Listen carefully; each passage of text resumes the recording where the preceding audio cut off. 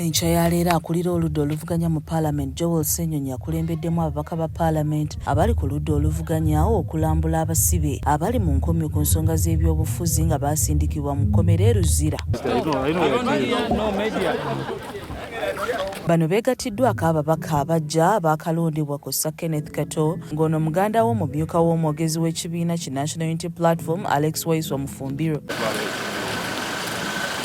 Ensisinkano bano gye babaddemu ekulungudde essaawa ezisukka mu 4 wabula oluvannyuma batubuulidde embeera bano gye babasanzeemu. Joel Ssenyonyi nga yakulira oludda oluvuganya mu Paalamenti yeekokkola omujjuzo gwe basanze mu kkomera lino. Ebizibu bingi ebiri mu makomera era ne ba OC nabo babyogerako nti kyamazima omujjuzo mungi awalina okubeera omuntu omu kati bali bana basula kagongo endwadde ne zisaasaana oli bw'avaawo nti mu kiro agenze emanju agenda okukomawo nga n'ekifuti kikyaliwo yabadde yeebase byebizibu bye tulina muno naye ebizibu ebyo bivaawa bibira ddala mu judicial system yaffe. Tulina abantu bangi abatalina na kubeera mu makooti bagenda ne bayoola abasuubuzi bano bavenda ku nguudo bano abaana bambi abasabiriza abava e Karamoja bonna ne babayoola ne babaleeta eno mu makomera omujjuzo oguli eno waliwo abantu abatalina na kubeerayo. Bangi ku bakyali mu nkomyo kwe kuli n'abo abasindikibwayo kkooti y'amagye kyokka nga kkooti ensukkulumu ne bwe yalagira emisango gyonna okuddizibwa mu kkooti eza bulijjo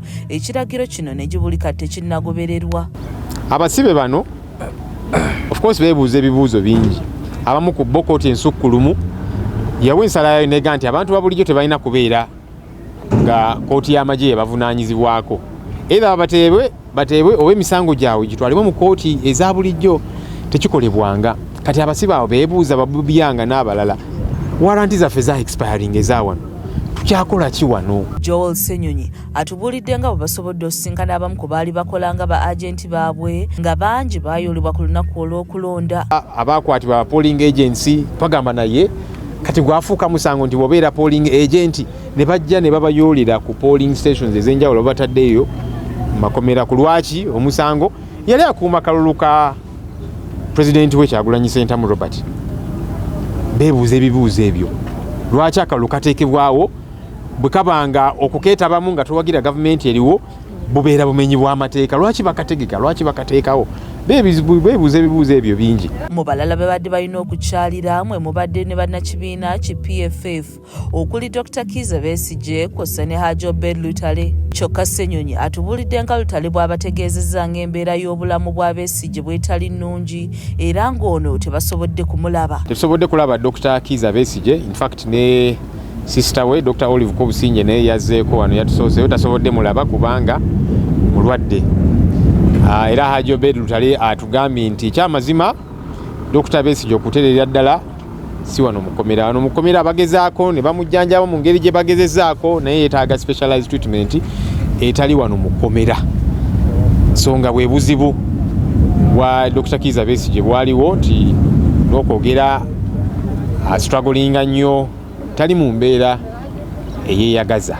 Abasibe beemulugunyizza olw'ababaka abagenze ew'omukulembeze w'eggwanga nga bakulembeddwamu omubaka wa Mawokota South Yusufu Nsibambi n'ekigendererwa nti bateesa ku kyakubayimbula. Bano bagamba nti okuva lwe baabasiba mpawo omuntu yenna ku babadde wa Museveni. Abasibe bano kye batubuulidde era nabo nga beebuuza bagamba bawulira eyo baze babiraba kubanga nabo balina batera okulaba amawulire. Bagamba balaba bannabyabufuzi abamu ensangi zino abagamba nti bo bagenda ne basinkana mu Museveni bateesa ku nsonga ey'abasibe bateebwe. Abasibe bano beebuuza abantu bano abagamba nti batulumirirwa nnyo nga tebajjangako wano okubalaba mu makomera n'okwogeramuko nabo kubagamba nti tubasaasira embeera gye tulimu kino kye tugezaako okukola. Abasibe babiraba eri ku TV. Bagamba nti bano bannakigwanyizi nga baagala kuyisaawo byabwe nga beerimbise ku ky'okuteeseza okuyimbula kw'abaakwatibwa olw'ensonga z'ebyobufuzi.